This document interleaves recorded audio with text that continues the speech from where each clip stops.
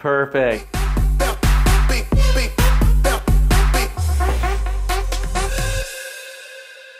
Today is a special day, innovators. I get to teach you our third technique. It was actually requested by a patient of mine that tried to get his 15-year-old son to try and do this, and it failed miserably. So I'm like, well, if you're gonna be doing it anyways, let me share with you how to do it. So today I'm gonna be demonstrating on my wife how we do this leg pull that can actually be not only tractioning your hip, but it can traction your knee or even your ankle. There is a disclaimer with this maneuver. If you have a history of any tears or any osteoarthritis in any of these joints, your knee or your hip or your ankle, you're not gonna wanna do this to anybody that has that. I cannot stress that enough. Only do this on a healthy individual. Very simple. When we look at this joint right here, I'm just gonna be putting the patient's leg in between my adductor muscles, and then I'm gonna be squeezing tight to help hold that lower part of the leg in place. And then when we thrust, we're gonna be just using our pelvis thrusting backwards. The motion all comes from the pelvis thrusting back. My hands are only gonna be used for stabilizing. To demonstrate this technique, I'm gonna show you on my wife, Isabel, and then she'll show you how easy it is here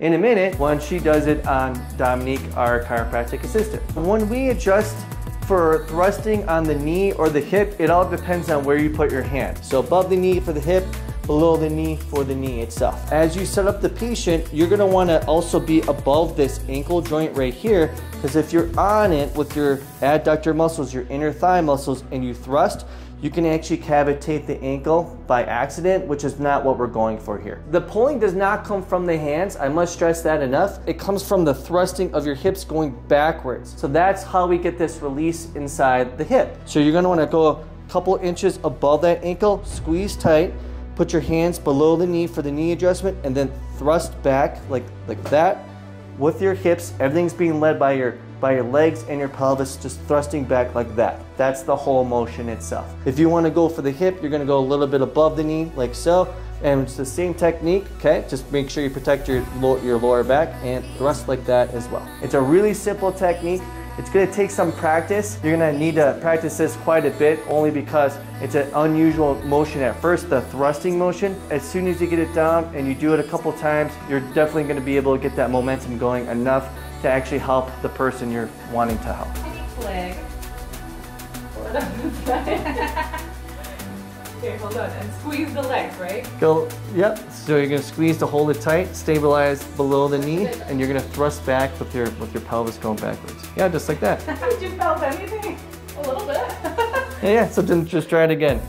Okay, and here or the other one? Yeah, try it there again. Ah, did you hear that? Now try the hip. My knee went.